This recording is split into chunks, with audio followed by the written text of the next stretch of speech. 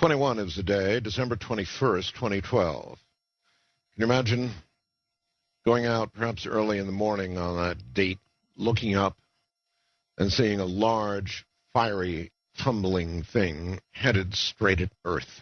Can you imagine that? We'll ask why the Mayans picked that particular date in a moment.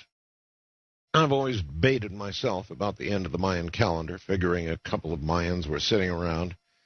One said to the other, I've had it with this calendar crap, that's it. And that's when they stopped. They just got sick of making calendars. I don't know. But here we have a date, 21 December 2012, which could be the end of all, perhaps.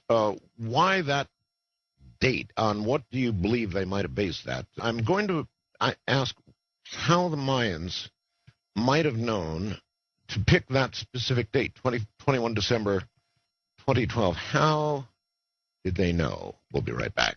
You believe all this is a recurring cycle of destruction, yes? I think we have to be open to the possibility that it's a recurring cycle of destruction, because that's precisely what the ancient myths say, that there is some dark danger that visits the earth periodically over long periods of history. It may go away for thousands and thousands of years. It may be completely forgotten.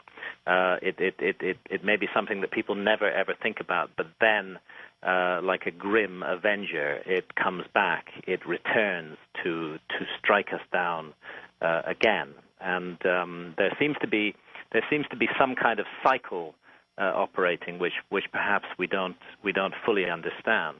And I suppose the alarming prospect, and the one that should focus our minds and that we should consider seriously, is that this cyclical cataclysm spoken of in the ancient myths and in the traditions just might return in our own time. We should learn the lessons of history, that we should be aware that what struck our ancestors down may return to strike us again today. We could indeed be facing the return.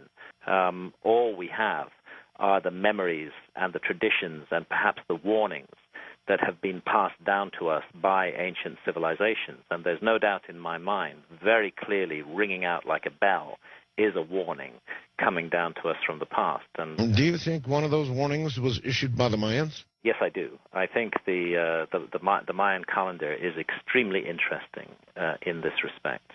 And the Mayan calendar does, of course, contain a prophecy which could be interpreted as a prophecy literally of the end of the world in our time, certainly of the end of civilization as we know it, and very specific dates. And the date the Maya put on it, translated into our calendar, is the 21st of December, 2012, as of course is very widely known. I think many people in the world today are aware of this ancient warning and slightly spooked by it, and rightly concerned by what it might mean. Now, it's not as simple as that. The Mayan calendar and the ideas that lie behind it are extremely complicated. The Maya were extraordinarily accurate and precise observers of the heavens, and that they had a very clear knowledge and understanding of time and the way that the passage of time affects the positions of the stars in the heavens, and in particular the positions of those stars lying in the background against the rising point of the sun on the horizon on particular days of the year. And what happens on 21 December 2012, and in fact, really, as John Major Jenkins points out, we're looking more at a window here rather than a very specific and exact moment, a window of about 40 years. Now, I think what's going on here is that the Maya are not saying that in itself causes the disaster.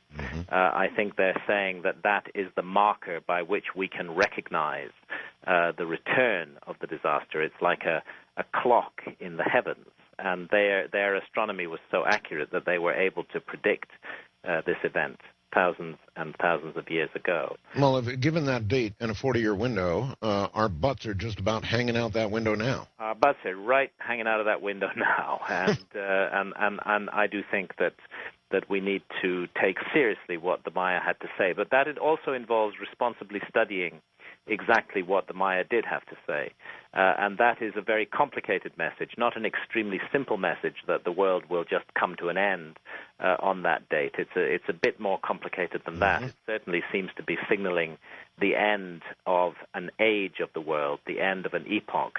One thing I know for sure is that we would be unwise to ignore this warning and this message from the ancient Maya, a civilization that observed the heavens so accurately and so closely, a civilization that had inherited thousands of years of knowledge from stargazing ancestors such as the Olmecs who preceded the Maya, is a civilization that we should take seriously. And when they tell us that something traumatic and tumultuous is going to happen on the date in our calendar that we call 21 December 2012, I think at the very least we should listen to them. We shouldn't just dismiss it and ignore it. We should take it into account. And one possibility that occurs to me, we were talking before the break about the notion that the fragments of a comet that had struck the Earth before might be due to return in exactly this period. And perhaps the Maya used fortuitous events in the sky,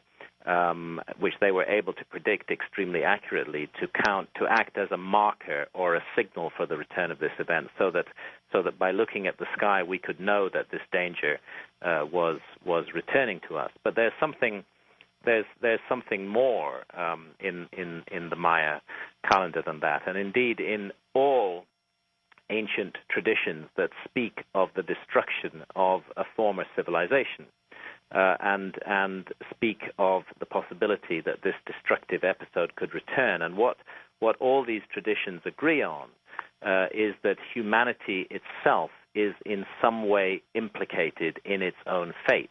I have to say, if there was ever a civilization that looks in mythological terms like a soon-to-be-lost civilization, then that civilization is ours. Because just like Atlantis, we have, if you like, lost the mandate of heaven. We have become arrogant. We have become entirely and intensely materialistic.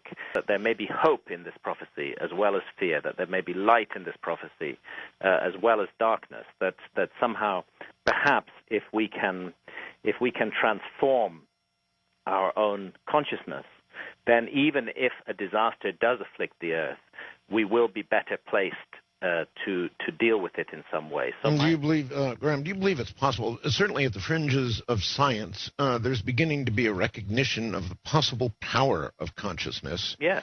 So do you believe that if we were in effect reborn and behaved entirely differently than we are now, that mass consciousness actually could avert the kind of catastrophic event, physical event that you've been talking about?